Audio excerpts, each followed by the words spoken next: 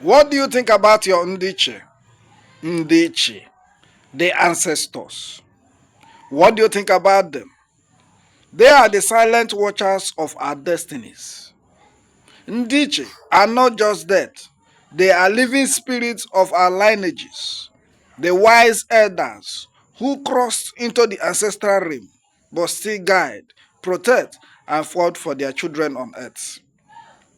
When a person is born, he comes with spiritual family, which Ndi Iche is one of the spirit families that comes with everyone. What Ndi Iche can do for you?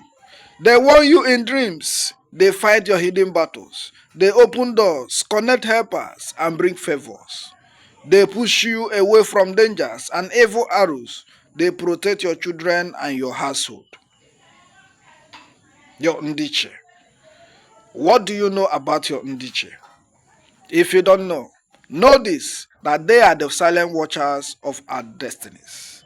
Ndi Iche, our ancestors, they are not dead, they are all around us. I still remain your brother. Hi, Dr. Eriwa Wawu, the rising son of Africa, the preacher of truth.